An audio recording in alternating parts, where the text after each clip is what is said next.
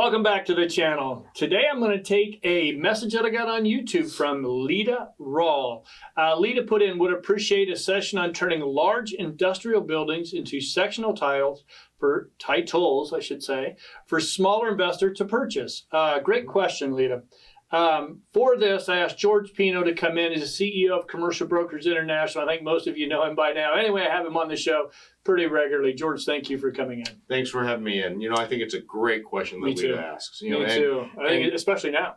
Especially now, but more importantly, I think it's not just industrial buildings that we're talking about here. Mm-hmm. This is something that can be done, and I've seen it done for other types of buildings, even retail or office buildings. So please do keep in mind that this is a potential exit strategy that can be really good.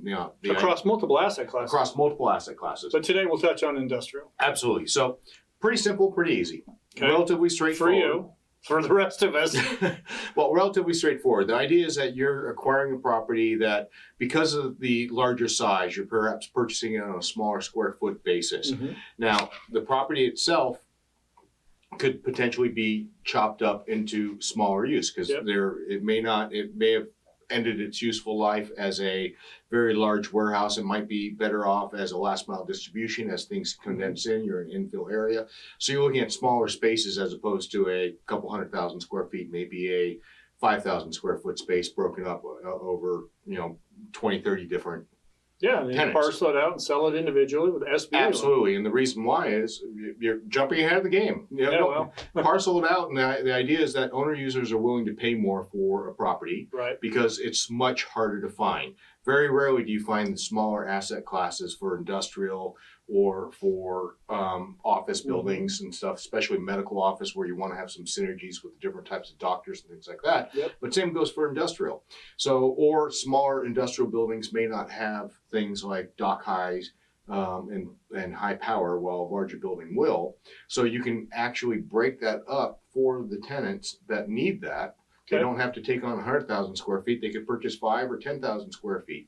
The idea also is that if you are in a building that already has multi-tenants, you may not need to look for a lot of your buyers. Your buyers may already be in place. Yeah, if they're convert the tenants to buyers. And SBA, the loans are still pretty reasonable, right? SBA financing is still great right now, even with the interest rate hikes and everything going up. They're really trying to get businesses going, and they're have some great opportunities for that. Okay, so let's talk about the process. Okay. How do I get started? So I find the property. And, I've got 100,000 square feet, and I want to chop it up into, 5,000 square foot. Find the property. Let's say you've purchased it. You may have different tranches of you want to have some smaller spaces that you can attract certain buyers. The buyer pools, you don't want them all equal necessarily. Right.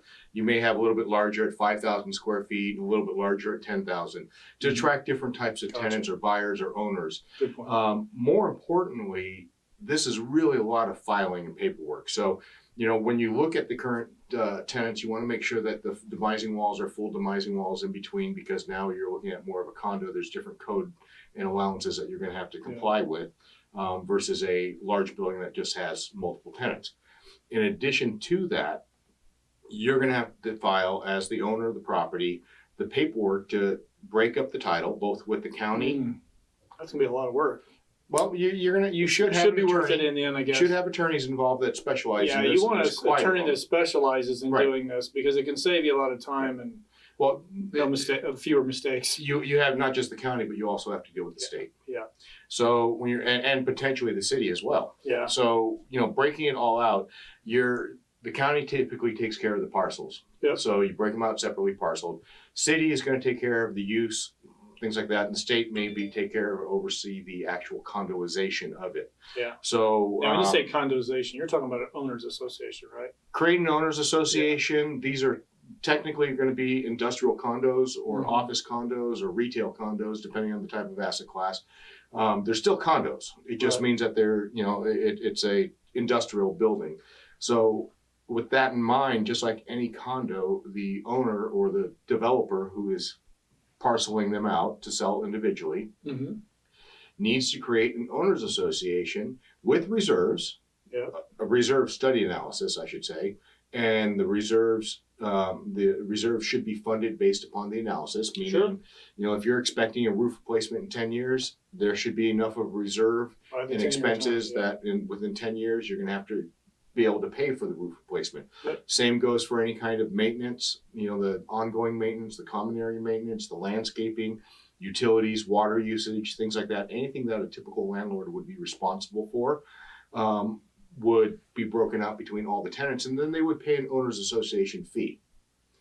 In addition to that, they're going to want to put rules and regulations in place, very similar to what a developer or landlord may have, but these are rules and regulations as far as what use can be done, hours of operations. It may limit the use, meaning even though the property may be zoned for a high industrial, if you're just primarily doing warehouse, yep.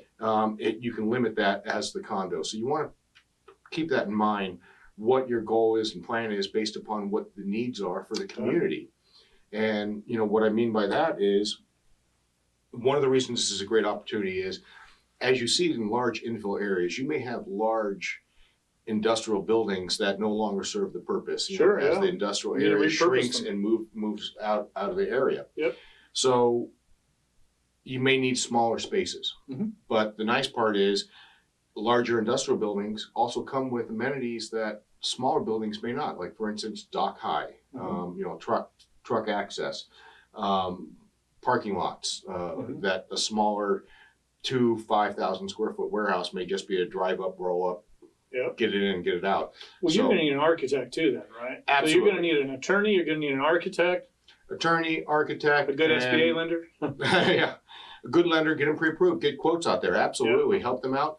But also talk to them about possibly even working with the current tenants that may want to buy, that may not. The largest obstacle of an owner user is the down payment. Sure. There may be ways to get around that. You can't, under SBA, give a full credit to it, but you can work with them with rents, maybe charge a little bit more above market rents as they build up a reserve. And then that can be used as the purchase, give them a purchase option. The nice part is it keeps the tenant in place. If they have a purchase option, next, you also have, so you have income coming in, but you also have a tenant that looks at this as they own it, so they're going to take better care of it. Sure. So I think it's a win-win for, it can be a win-win for everybody. Find tenants, yeah. Absolutely. All right, well, George, thank you very much for this. It was a lot of information. Lita, I hope that answers your question. If not, DM me again, and we'll get everything taken care of. And for those of you watching today, thank you for watching. Make sure you give us a like, and if you haven't done so, make sure you subscribe.